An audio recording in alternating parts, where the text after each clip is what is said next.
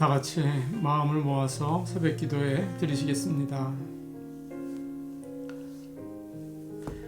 지존자의 은밀한 곳에 거주하며 전능자의 그늘 아래에 사는 자여, 나는 여호와를 향하여 말하기를 그는 나의 피난처요 나의 요새요 내가 의뢰하는 하나님이라 하리니, 이는 그가 너를 새 사냥꾼의 올무에서와 심한 전염병에서 건지실 것임이로다. 아멘.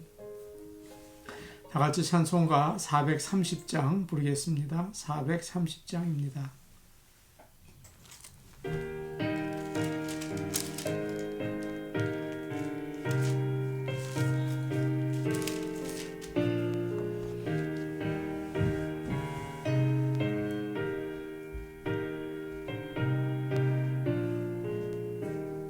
주와 같이 길 가는 것 즐거운이라닌가. 우리 주님 걸어가신 발자취를 밟겠네. 한 걸음 한 걸음 주 예수와 함께 날마다 우리 걸어가리. 어린아이 같은 우리 미련하고 약하나 주의 손에 이끌리어 생명길로 가겠네. 한 걸음 한 걸음 주 예수와 날마다 우리 걸어가리.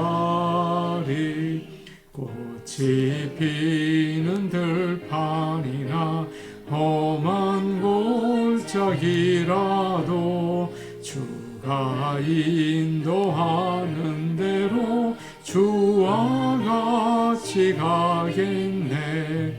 한 걸음 한 걸음 주 예수와 함께 날마다 우리 걸어가리. 지자의 녹같이 우리들도 천국에 들려 올라갈 때까지 주와 같이 걷겠네. 한 걸음 한 걸음 주 예수와 함께 날마다 우리 걸어가리. 찬송가 376장 부르겠습니다. 376장입니다.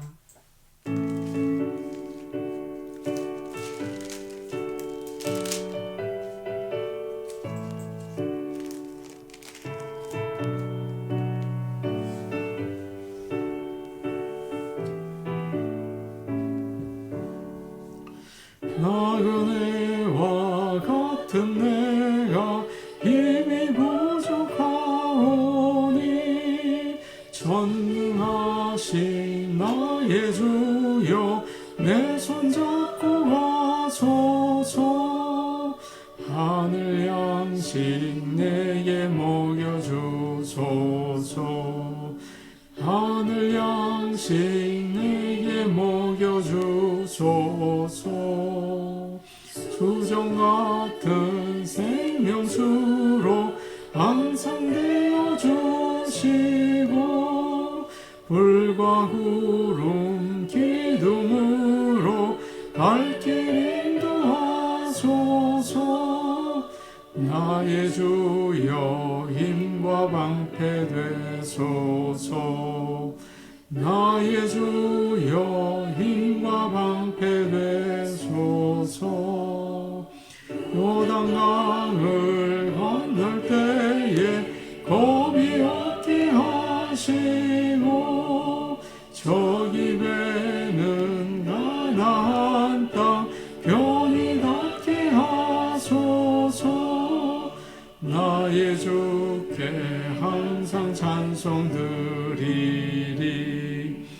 나의 주께 항상 찬송 드리리.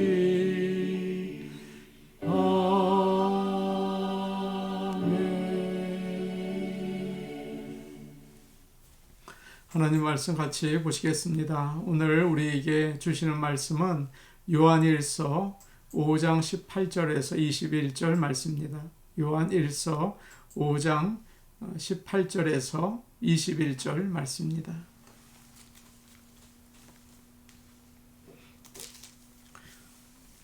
제가 가지고 있는 성경, 신약성경 393페이지에 있습니다. 393페이지입니다. 요한일서 5장 18절에서 21절까지 말씀을 저희가 한 목소리로 읽겠습니다. 하나님께로부터 난 자는 다 범죄하지 아니하는 줄을 우리가 아노라. 하나님께로부터 나신 자가 그를 지키심에 악한 자가 그를 만지지도 못하느니라.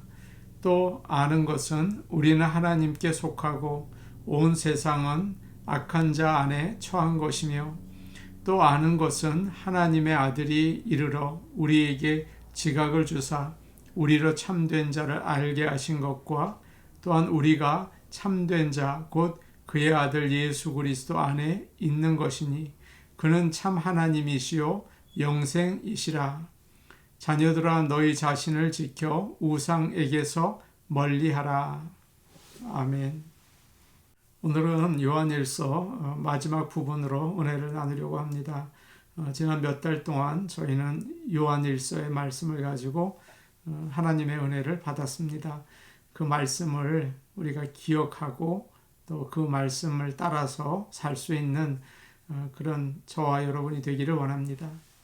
오늘 말씀에서 사도 요한은 우리가 아노라 이런 말을 여러 번 하죠. 모든 믿는 자들이 분명하게 아는 사실이 있다고 이야기를 합니다. 18절 말씀 그 첫 번째 문장 끝을 보시면 우리가 아노라 라고 되어 있습니다. 19절은 또 아는 것은 이라고 시작이 되죠. 20절은 어떻습니까? 역시 또 아는 것은 그러면서 이야기를 합니다. 믿는 자들이라면 누구나 공통적으로 아는 것들이 있다고 이야기를 합니다. 그것이 무엇인지 오늘 말씀을 통해서 살펴보기를 원합니다. 18절 말씀 우리 같이 보겠습니다. 하나님께로부터 난 자는 다 범죄하지 아니하는 줄을 우리가 아노라. 하나님께로부터 나신 자가 그를 지키심에 악한 자가 그를 만지지도 못하느니라. 하나님께로부터 난 자는 다 범죄하지 아니하는 줄을 우리가 안다. 그렇게 이야기를 합니다. 이 말씀을 읽으시면 어떤 생각이 납니까? 믿는 사람은 죄를 짓지 않는다. 나는 예수를 믿는다. 그래서 죄를 짓지 않는다. 그런 말처럼 들리죠? 그렇게 생각하는 사람들도 있습니다. 정말 믿는 사람은 거듭나서 하나님으로부터 났기 때문에 죄를 짓지 않습니까? 정말 그렇습니까? 그렇다면 왜 어제 우리가 살펴본 말씀에서 사도 요한이 죄에 빠진 형제 자매를 위해서 기도하라 그런 말을 왜 했을까요? 그렇지 않죠. 믿는 자들도 누구나 죄를 짓습니다. 여러분과 제가 다 아는 일이죠. 여기서 범죄한다라는 말이 나오는데 이것은 현재 시제입니다. 그래서 계속 죄를 짓는 것을 말하죠. 그렇기 때문에 하나님께로부터 난 자는 계속 죄를 짓지 않는다 그런 뜻입니다. 믿지 않는 사람들은 어둠 속에서 삽니다. 그러나 믿는 사람들은 빛 가운데서 살죠. 하나님과 동행해요. 물론 세상에 살기 때문에 사탄의 유혹을 받기도 하고 죄를 지을 때도 있습니다. 그러나 거기에 계속 머물러 있지 않는다는 말씀입니다. 일어나죠. 쓰러졌다가도 일어나고 회개하고 더 예수님을 잘 믿으려고 하게 됩니다. 어느 목사님의 이야기입니다. 목사님에게는 어린 두 자녀가 있습니다. 그런데 꼭 설교 준비를 하려고 하면 아이들이 너무 소란을 피우고 방해를 한다는 거예요. 목사님께서 짜증이 나서 화를 내고 야단을 치셨어요. 그러고 나니까 설교 준비가 엉망이 되는 거죠. 목사님은 전에 성격이 아주 거칠으셨다고 합니다. 예수님을 믿고 그런 성격이 없어질 거라고 생각했는데 여전히 남아있는 거예요. 그럼에도 불구하고 지금은 더 이상 아이들에게 화를 내거나 야단을 치지 않는다고 하세요. 변화된 거죠. 그렇지만 전으로 돌아가지 않으려고 늘 조심한다고 하세요. 이렇게 하나님께서는 우리가 죄에 머물러 있지 않도록 계속 죄를 짓지 않도록 도와주십니다. 18절 뒤를 보면 그 이유가 나오죠. 이렇게 되어 있습니다. 하나님께로부터 나신 자가 그를 지키심에 악한 자가 그를 만지지도 못하느니라. 하나님께로부터 나신 자가 누구일까요? 우리 구주 예수 그리스도이십니다. 예수님을 정말 믿으면 주님이 내 안에 계십니다. 그래서 죄를 짓지 않도록 붙잡아 주시는 거죠. 예수님은 선한 목자이십니다. 주무시지도 않고 깨어서 양들을 사랑으로 돌보세요. 사탄이 우리를 유혹하고 무섭게 위협할 때가 있죠. 그러나 우리 주님은 절대 악한 자에게 빼앗기지 않으십니다. 다윗처럼 쫓아가서 사자의 입을 찢고 양을 꺼내 오시는 분이세요. 사탄이 베드로를 마음대로 하려고 했습니다. 그래서 베드로를 유혹해서 예수님을 3번이나 부인하게 하지 않았습니까? 그러나 예수님께서는 베드로를 위해서 기도하시고 붙잡아 주셨어요. 그는 다시 일어나서 성령으로 충만하게 되었습니다. 욥은 어떨까요? 사탄이 얼마나 무서운 시련을 주었습니까? 그가 하나님을 저주하고 떠났나요? 그렇지 않죠. 그는 오히려 정금 같은 믿음을 가지고 다시 하나님 앞에 가까이 나가게 되었습니다. 잠언에 이런 말씀이 있죠. 의인은 7번 넘어질지라도 다시 일어난다. 예수님이야말로 우리의 전신 갑주이십니다. 아무도 우리를 그의 사랑에서 끊을 수 없습니다. 예수님을 참으로 믿는 자들은 이것을 안다. 그렇게 사도 요한은 이야기하고 있습니다. 19절 말씀 우리 같이 보겠습니다. 19절입니다.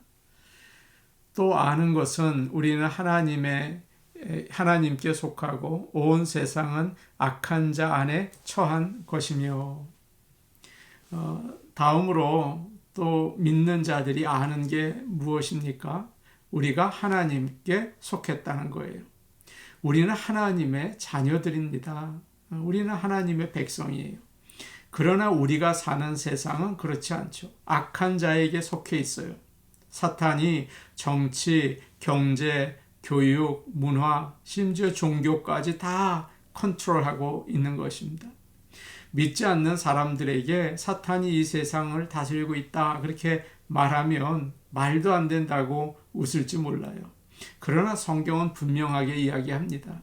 우리의 씨름은 혈과 육을 상대하는 것이 아니요 어둠의 세상 주관자들과 하늘에 있는 악한 영들을 상대하는 것이다.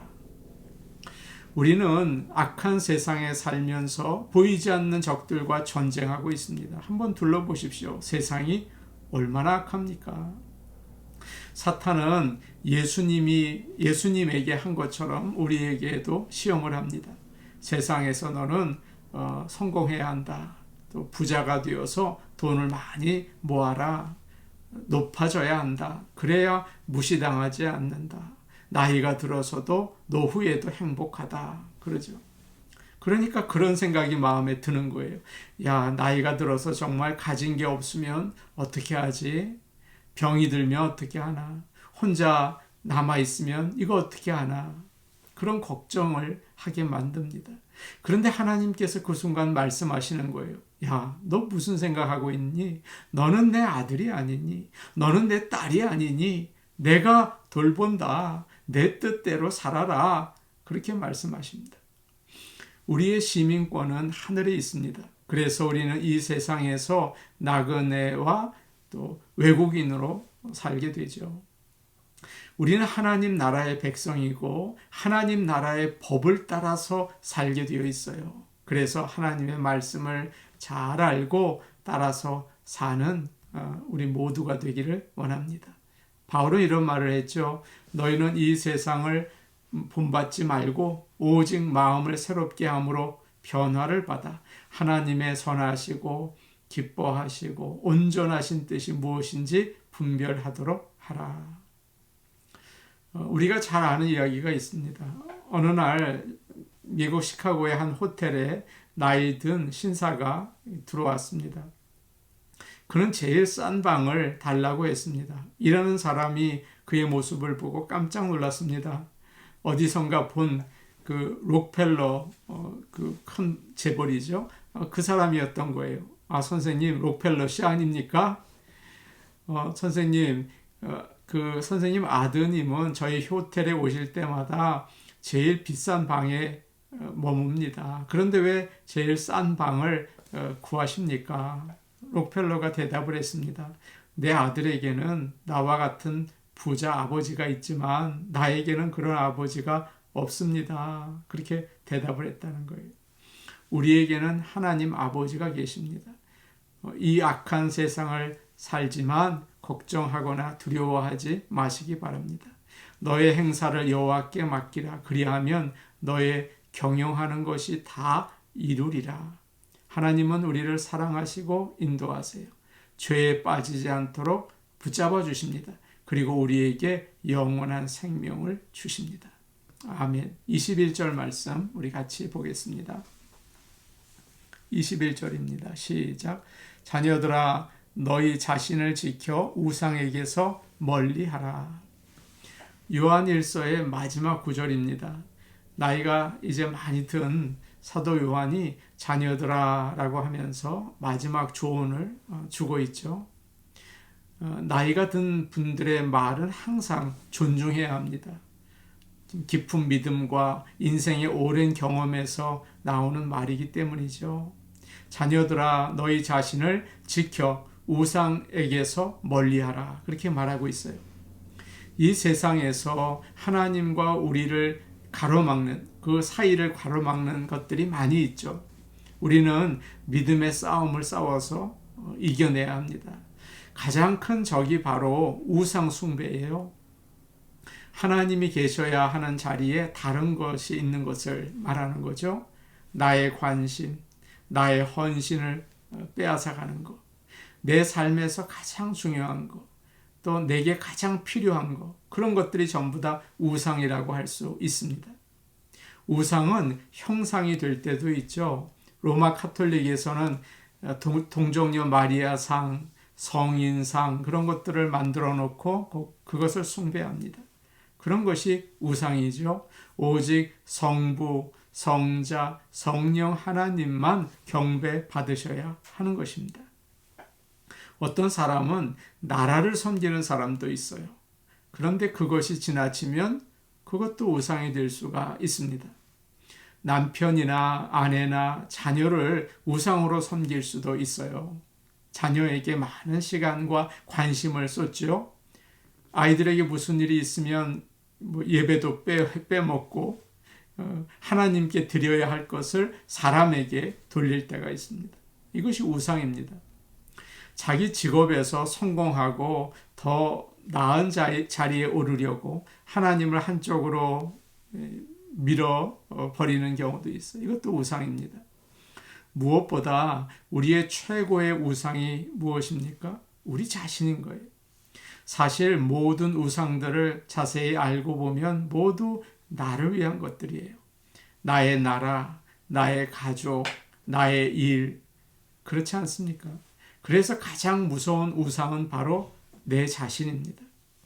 그래서 자녀들아 너희 자신을 지켜서 우상에서 멀리하라. 그렇게 사도 요한은 마지막으로 요한 1서를 마무리하면서 우리에게 조언을 하고 있습니다. 나를 하나님의 위치에 두지 않도록 조심하시기 바랍니다. 내 자신을 지키라고 말하고 있죠. 늘 하나님을 바라보며 예수 그리스도를 우리 마음의 중심에 두시기를 바랍니다. 하나님과 건강한 관계를 가지고 하나님과 늘 깊은 사귐 가운데 하루하루를 지내시기를 간절히 축복합니다. 우리 같이 기도하시겠습니다.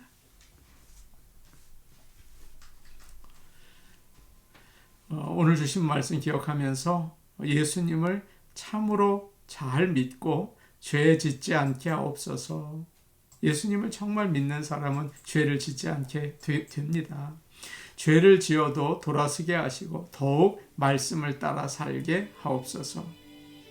우리가 이 세상에 삽니다. 세상을 따라가는 사람들이 되지 않게 하시고 예수님을 닮아가게 하여 주옵소서. 그런 교회가 되게 하여 주옵소서.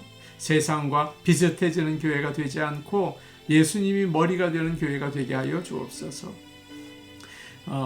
나를 섬기는 우상 숭배를 버리고 예수님을 중심에 모시게 하여 주옵소서. 코로나를 물리쳐 주시고 교회의 문을 열어 주옵소서. 요즘에 한국 상황을 뉴스를 통해서 들으니 나라의 공무원들이 부패했다고 해요. 공무원들이 올바르고 정직하게 일해서 하나님의 정의가 흘러넘치는 미국과 한국 또 세상 모든 나라들이 되게 하여 주옵소서. 우리 같이 기도하시겠습니다. 아버지 하나님, 예수님을 참으로 진정으로 믿고 주님의 백성으로 살게 하여 주시옵소서. 성령께서 내 안에서 역사하실 때 죄를 버리게 될 줄로 믿습니다. 늘 하나님 앞에서 있는 것처럼 정직하고 올바르고 말씀을 따라 살 수 있게 인도하여 주시옵소서. 혹시 우리가 죄에 넘어지고 유혹에 넘어졌다 하더라도 다시 일어나서 더욱 하나님을 붙잡고 더욱 주님께 가까이 나갈 수 있는 믿음의 삶을 살게 도와주시옵소서. 아버지 하나님, 기도합니다. 우리가 이 세상에 삽니다. 세상을 따라가지 않고 세상의 영향을 받지 않게 하여 주시옵소서. 특별히 우리 교회가 세상과 다르게 아버지 하나님, 예수 그리스도를 바라보며 주님을 따라가는 교회가 되게 도와주시고 모든 성도들 될 수 있도록 인도하여 주시옵소서. 내가 나를 섬기는 우상 숭배에 빠질 때가 있습니다. 나를 중심으로 살지 말게 하시고 예수님이 나의 중심이 되시기를 원합니다. 주여 나의 중심에 와 주시옵소서. 계셔 주시옵소서. 은혜로우신 아버지 하나님, 코로나를 물리쳐 주시기를 원합니다. 깨끗하게 정결하게 만들어 주시고 교회의 문이 열리게 인도하여 주시기를 원합니다. 아버지 하나님, 나라의 공무원들을 위해서 기도합니다. 하나님 아버지, 그들이 온전히 올바르게 정직하게 섬겨나가게 도와주옵소서. 하나님을 두려워하는 마음을 주시고 저들의 양심을 주여 성령께서 깨끗하게 만들어 주셔서 늘 하나님 두려워하는 가운데 올바르게 나라의 모든 일들을 섬겨나갈 수 있게 인도하여 주셔서 정의가 흘러넘치게 하여 주시옵소서. 예수님의 이름으로 기도하옵나이다. 아멘. 우리가 예수님을 참으로 진정으로 사랑하고 믿게 도와주옵소서. 그래서 죄로부터 돌아서서 온전히 말씀대로 살 수 있도록 항상 복 내려주시기를 간절히 바라고 원합니다. 죄에 빠져서 힘들어하는 자가 있다 하더라도 다시는 죄에 들어가지 않고 돌아서서 주님을 바라볼 수 있도록 도와주시옵소서. 우리 교회가 아버지 하나님께 영광이 될 수 있도록 주님을 따라가며 세상과 다르게 십자가의 주님을 따라갈 수 있게 인도하여 주옵소서. 예수님의 이름으로 기도하옵나이다. 아멘. 하나님의 백성으로 거룩한 생활을 하시기 바랍니다. 개인 기도하시겠습니다.